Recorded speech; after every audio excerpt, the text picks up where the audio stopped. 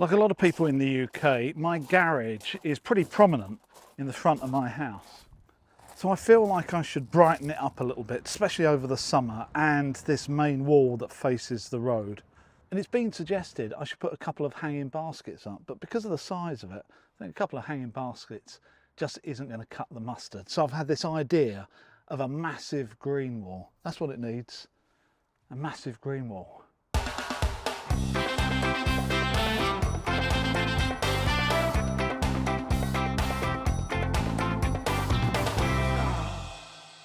So before we start, just to give you a bit of an idea of what I'm planning, this is the side of my garage and it's around about 6 meters wide front to back.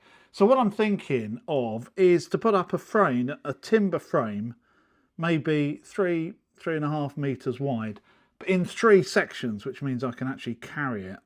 So I can make the green wall cover a lot of the garage. But that's not where I'm going to stop. The pièce de résistance is that I'm actually going to put an apex on it to match the apex of the garage roof, just for something different. And this is all going to be in sections so I can carry.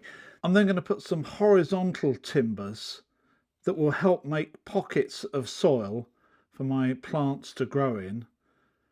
And they'll be wrapped in heavy duty weed control fabric to hold the soil. And that's going to go right up to the top there. And I'm thinking 4x2 treated timbers for the verticals and the main frame, and then 1x2 treated roof batten for the horizontals to hold that weed control fabric.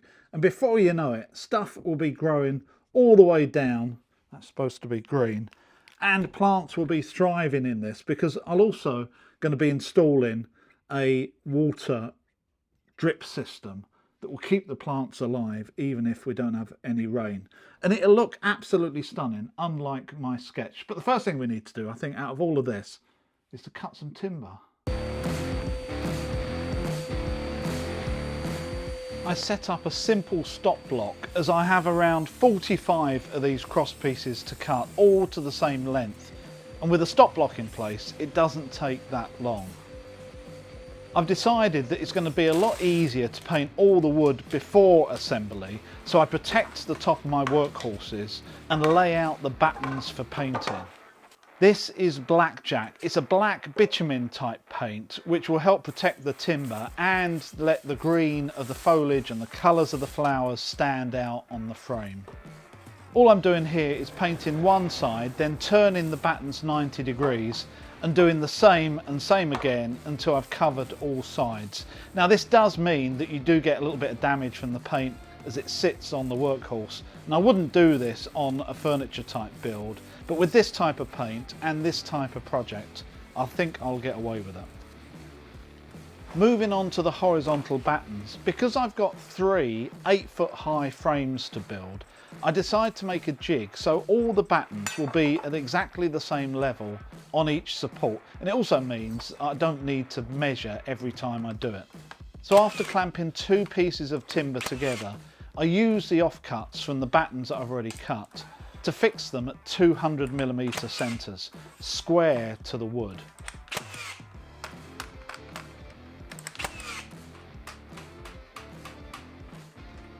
Once I have all 10 rows in place, I then cut the battens in half, which then separates the 2 pieces, giving me 2 identical jigs. I can then use these on each side of the frame to position the horizontal pieces. Just double check that everything is square by checking the diagonals. 450, nice one. Then I can fix the battens to the frame at super quick speed, millimetre perfect, without having to measure.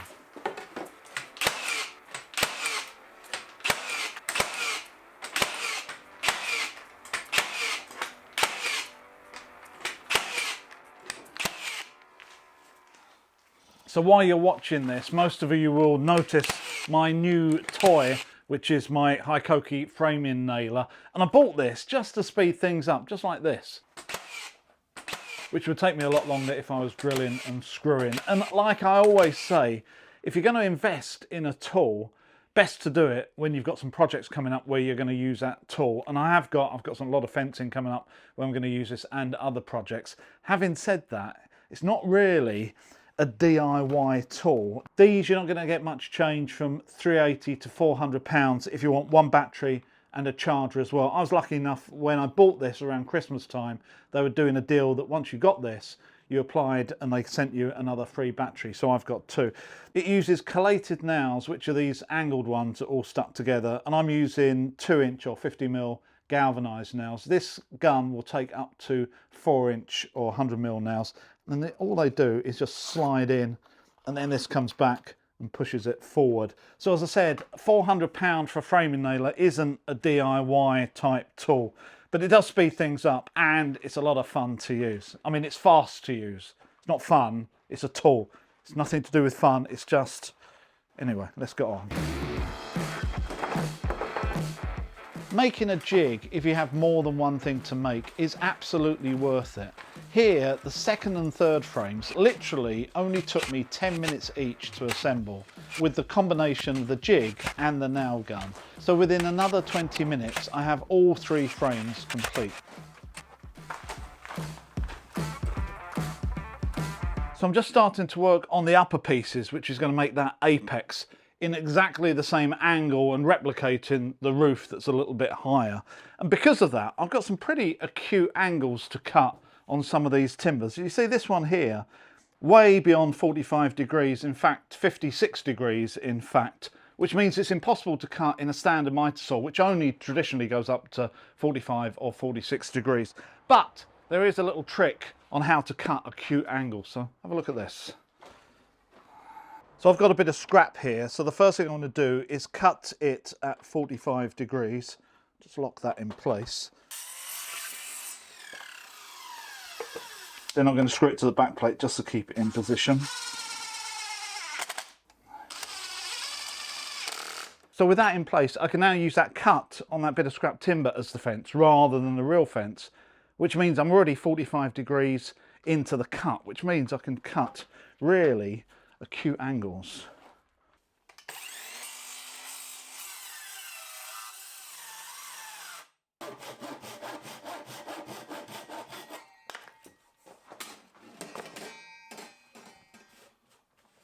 For the top angled frames, I use ones that I've already built as a template to make sure that I've got everything in line and level with the right angles. All my connections are simply screwed, as no one will ever see them.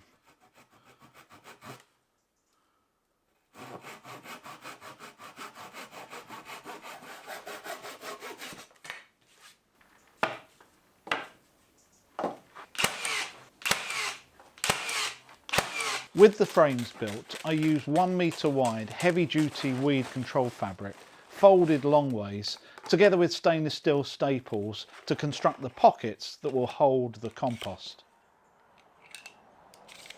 I double up the fabric to give it extra strength and so it holds onto water a little bit better. As I've used the 1 metre wide fabric folded in half, this has set the width of my pockets to 500mm, which in turn has set the width of my frames to 1.135 metres, which is 2 pockets and 3 timbers times 45mm each. If you want more details on how to make a green wall, please see my previous video, which I published some time ago, giving more details. Link is in the description below. I do the same with the bigger lower frames outside, so I've got a little bit of room to manoeuvre. With everything complete, I lastly cover the back with DPM plastic, so my garage wall is protected from the daily watering and any washout of soil. This is very easy on the small frames inside, but not so easy on the large ones on one of the windiest days of the month.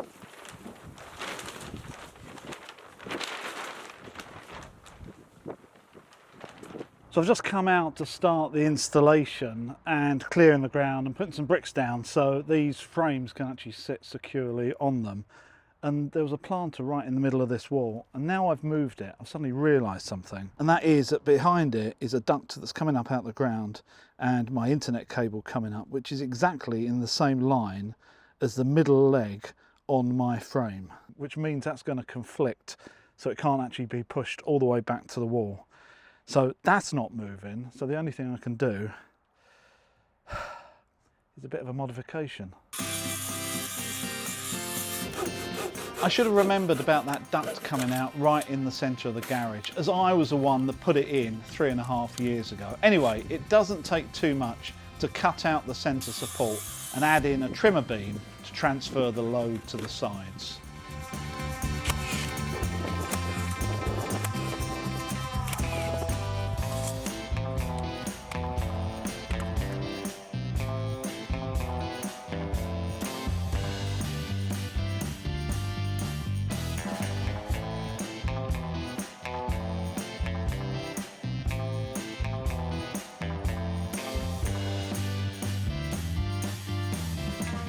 With the frame centred and level, I use L brackets and frame fixings into the mortar course to secure it to the wall.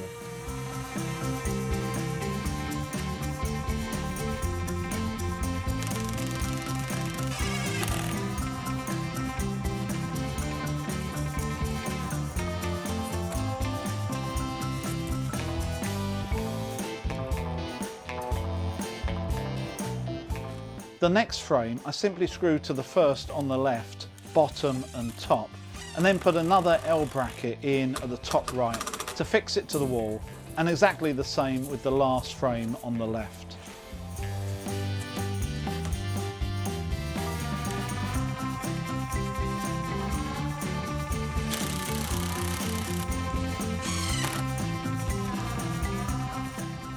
So just before the top goes on, just to show you how I'm fixing it on, I'm using these sort of mending bracket type things here, and that will just hold the bottom down, and then at the top I'll pin it into the brickwork just like I pin this into the brickwork, and that way if it's fixed at the bottom, fixed at the top, definitely shouldn't be going anywhere.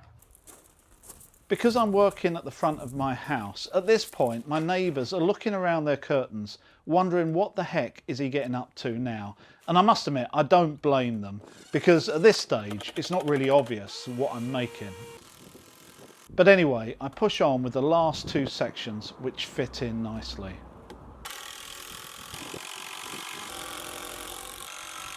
With the frame in place, I can now start the watering system. Firstly, with a 14mm feeder pipe around the perimeter. This HDPE pipe is a push fit, but works far better if you heat up the end with hot water, which allows the fittings to go on relatively easily. And then it gets pinned in place with the pipe version of cable clips. The reason I'm putting this larger diameter pipe around the perimeter is that a long length of smaller diameter dripper pipes can really reduce the pressure and make the end dripper of the line a lot less effective than the first. So by keeping them short and feeding them from both ends, I shouldn't have any areas better or worse than any others.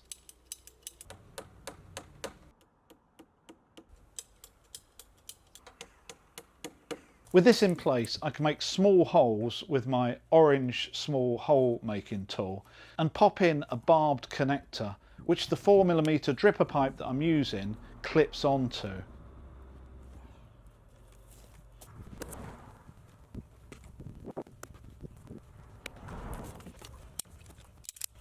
And at the other end, I do exactly the same.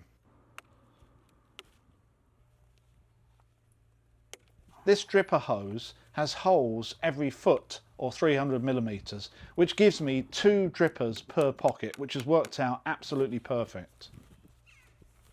With this system, it's also important to have the incoming feed coming into the top of the network, not the bottom. So I also hide a vertical pipe in the frame to feed the top. However, this does mean now that I have to drill a hole in my new trimmer beam just to get it there.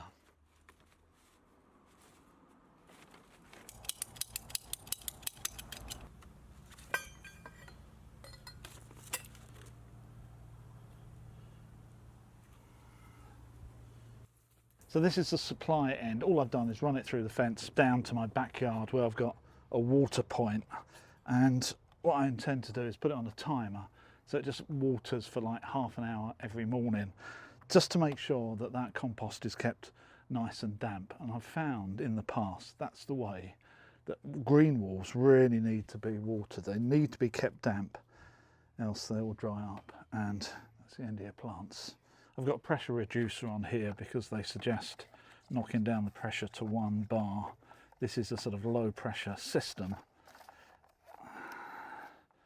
So what I'm going to do is test it now before I put any compost in or any plants or anything, just to see if it works and see if I've got any leaks. Well, I mean, the whole thing is a leak, but you know what I mean, if I've got any sort of blinding errors. Right, how do we turn this on? Ah, right, let's go and see.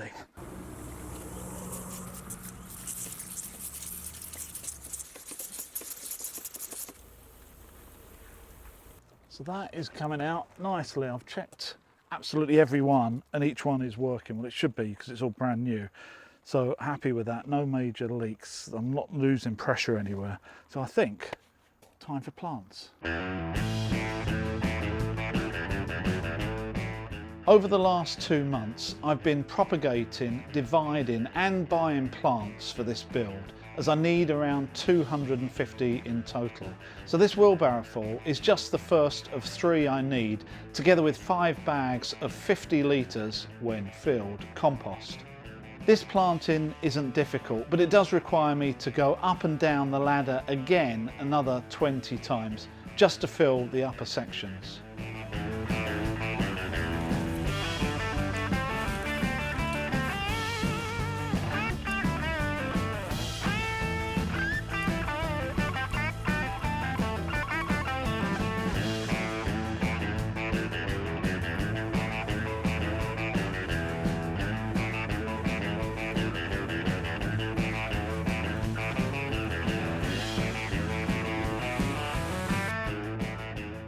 So there you go, it's fully planted up, although it did take me about 1.5 hours to 2 hours to finish the planting, just because there's a lot of compost to put in there and just so many plants to cover the whole area.